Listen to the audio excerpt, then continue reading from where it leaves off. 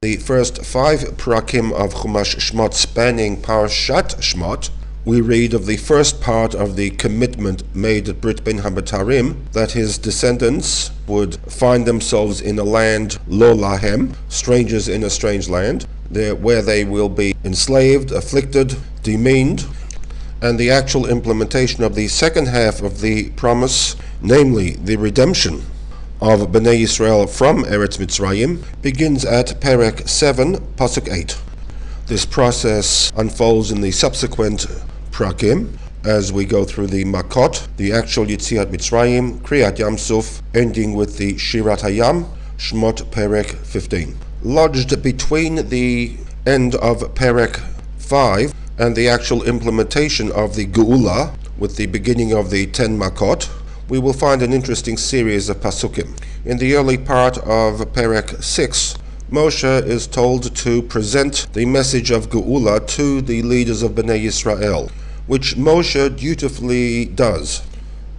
However, in contrast to his first meeting with them, where he was met with enthusiasm, this time around we are informed that V'lo shamu el Moshe mikotz haruach u'mi'avoda kasha. They were totally unreceptive and unwilling to participate in the Geula process, understandably in light of the intensification of the slavery due to Moshe's first meeting with Paro. God asks Moshe to push ahead and make a presentation on behalf of the Bnei Yisrael to Pharaoh.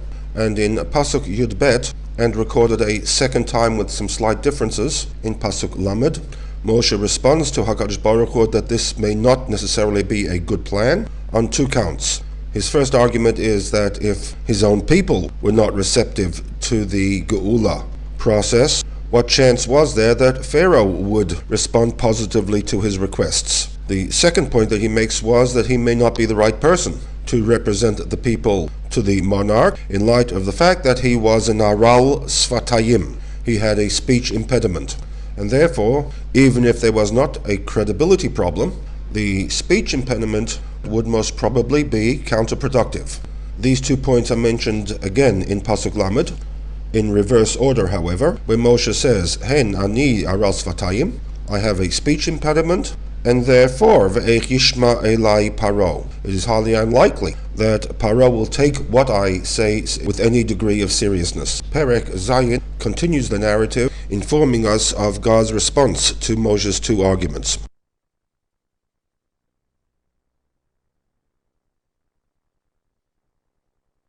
In Perek 6, Moshe had raised 2 issues against the advisability of his return to Mitzrayim, and the response from HaKadosh Baruch Hu is found in the opening Pasuk to Perek Zayin. Moshe receives 2 pieces of information. The first, that he has been made into an Elohim leParo, and here Elohim is understood as a controlling force. And 2, Aharon achicha yiyeh neviyecha, Aaron to be your Navi, also understood differently from the normal connotation that Aaron was to be your spokesperson. At face value, Pasuk Aleph appears to be God's response to the 2 issues that Moshe had raised in Perek Vav regarding the wisdom of Moshe, returning once again to Mitzrayim to secure the release of Bnei Yisrael. The first issue was the fact that Moshe was an aral sfatayim. He had a speech impediment. This would be resolved by the fact that Aaron achicha yiyeh neviecha, a spokesperson on your behalf. The second issue, that of credibility, to this HaKadosh Baruch Hu has informed Moshe that this is a non-issue because Moshe has been given whatever powers that are necessary to become an Elohim leParo, a controlling force over Paro. Subsequent to this, Moshe is given the chain of command. Ata tedaber, you, Moshe, will speak, will relay all that I shall command you. V'Aaron achicha yedaber el Paro. Your brother Aaron will then communicate this information to Paro. Rashi's commentary on this pasuk, dealing with the chain of command, will be the focus of this Sikha from the Lubavitcher Rebbe.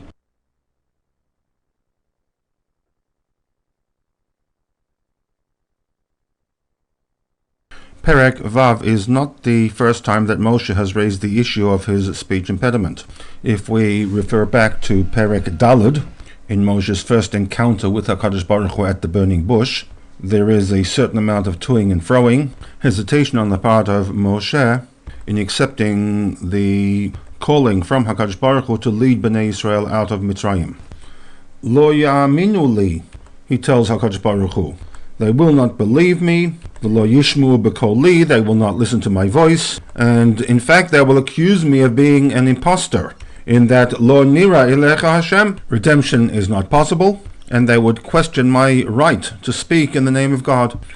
God responds by presenting Moshe with the three famous signs, along with the hidden message directed specifically in response to Moshe's Lashon Hara about Bnei Israel and their belief system. First, the sticks turning into a snake, the second, hand turning to leprosy, and finally, water turning to blood.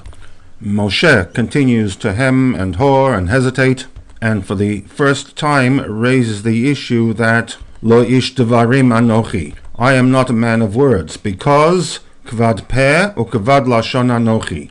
Chaf bet daled, heavy, there is a heaviness of the mouth and a heaviness of the tongue, both organs that are required for speech.